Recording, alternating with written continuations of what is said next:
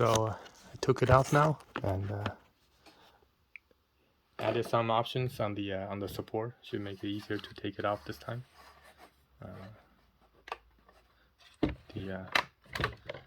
To make the support plating on the top and on the bottom. That's what it says anyway.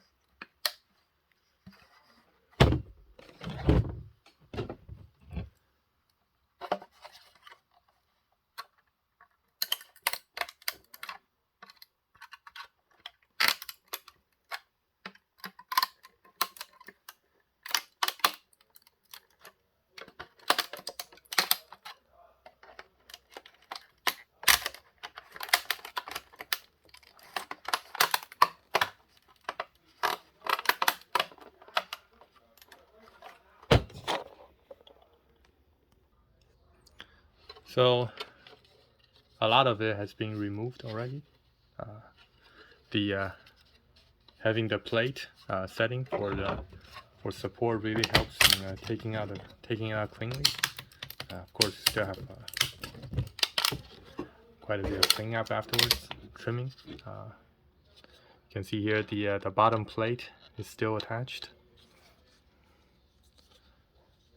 but it does have a very clean line up top.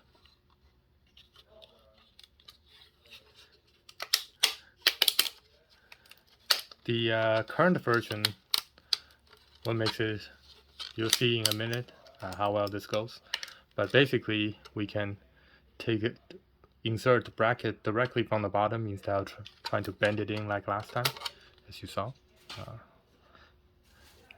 And then, of course, the holes on the side for the screws have been adjusted so it's directly in line with the brackets. And then on the side, we made the space larger so we can plug in the programming cable in the speaker port.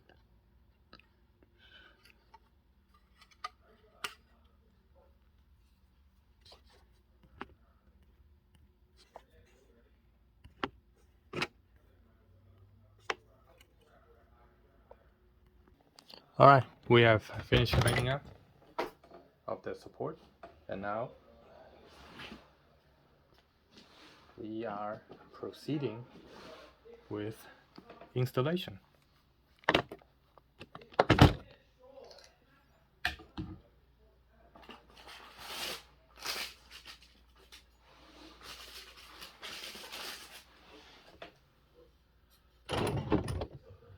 The bracket goes in from the bottom, as I expected.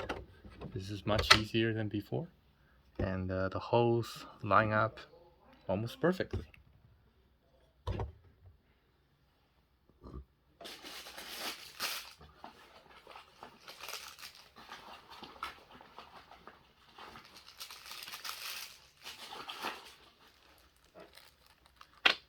And then, well, let's put in the battery first.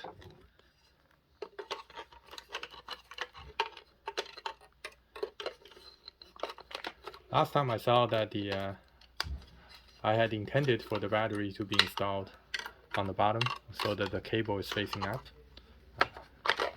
Didn't put that in correctly last time. Forgot what I was going to do.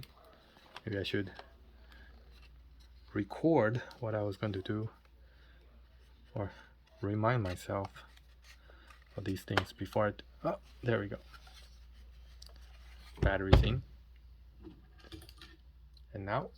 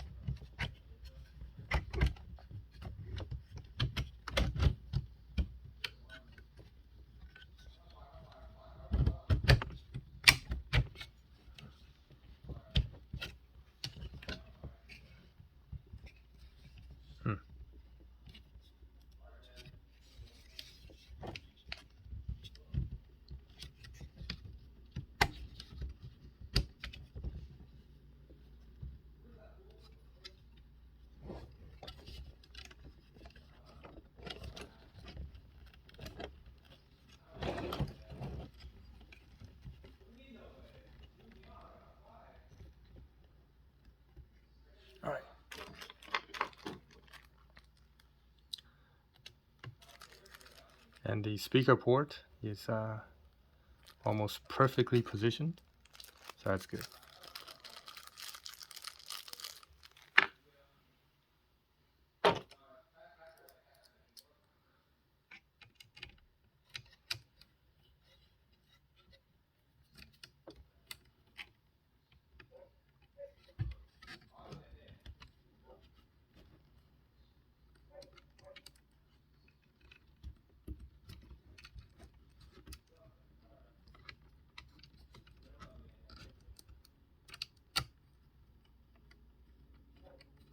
There we go. Screws hole is perfect size and perfect position. Excellent. Pop in the other screw.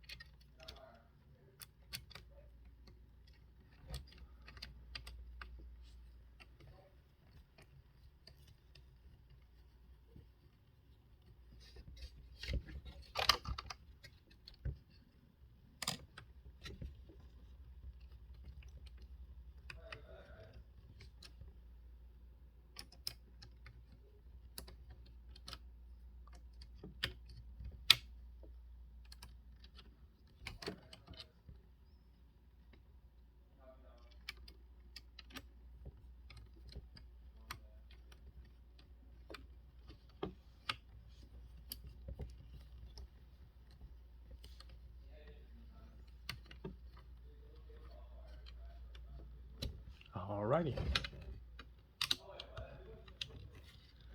Now this support bar here is right up against the top, and it's a little bit of a concern.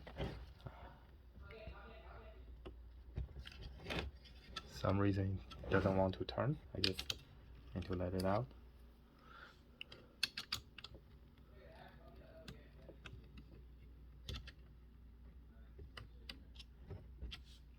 I guess I screwed it in too tight. Ah. Okay. I can play with that later. Adjustment later.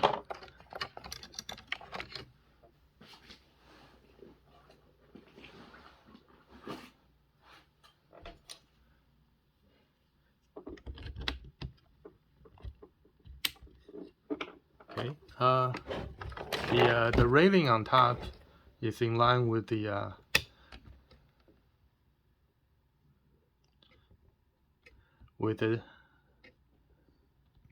whatever you call this thing is. So it's the railing is going to protect the cable, the speaker cable,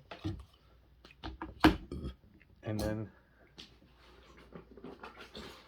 we can put in our power cable here.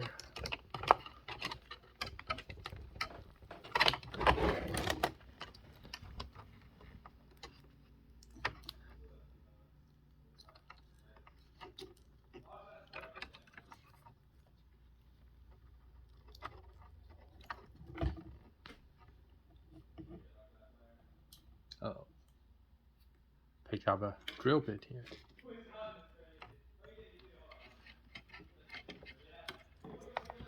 Well, the cable might be too long, too big to fit inside, but you may have to go on the outside of the main pack. That's fine. The point is that there's plenty of space on the inside to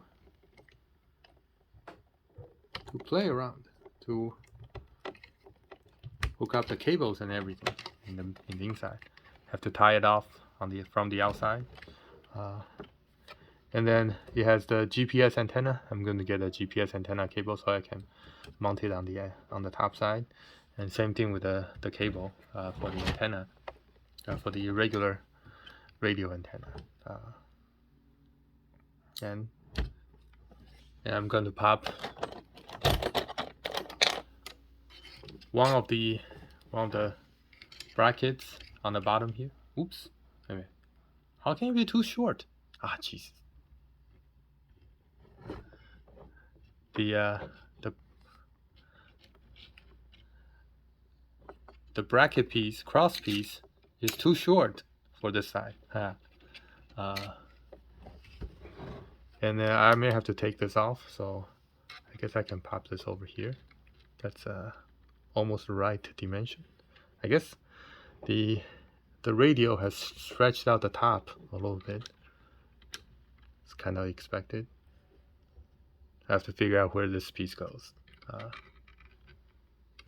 No, there's no good options.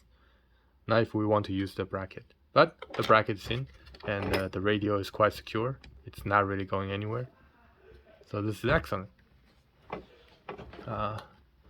May have to do one more iterations to make this a little bit easier to fit. Right now it's bumping up against the fan housing, and also it's make the bottom of the radio is bumping up against it, which is another reason why it cannot rotate.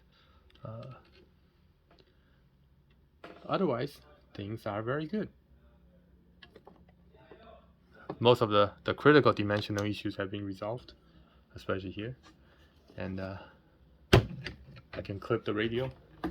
Oh, need to do something about this, I guess. The microphone. And here is the LA police gear zombie bag. Has a port for antennas, and the man pack goes nicely on the inside. It's about just the right height going to it. And as you can see, the man pack is about the right height for the zombie bag, which is serendipity. I separate this particular space between the radio and the battery. I just made it to be the same size as the radio itself, just for flexibility. But it turns out that it is the perfect height to pop this in. This particular antenna, this is a hard antenna, and that doesn't. It's not really useful for field use. I'm thinking about using a Bree antenna, using an adapter to mount the handheld Bree antenna to it for regular man pack use, and save indices. Uninstall this antenna, take it apart, and just use it for when you in the vehicles and also in the fixed location. But I haven't really decided yet, because the Bree antenna, the impedance is a little bit higher compared to these fixed antennas. So, but yeah. Now, here's the plan. The plans for the Radiolity DB25-D DMR and radio. The plans for the man pack is going to be on Tinkercad. I'm going to make that plan public, so you can just download it and play around with it yourself. Like I said, I'm probably going to change this out, shift the location of this thing a little bit, and also edit the cross pieces length so that we can use it on the bottom. Otherwise, that's it. Have fun with the radio. Like I said, probably going to also get Anytone, Bridgecom, Anytone mobile radio later when I get the rest of the setup. But keep preparing and get ready to rock and roll.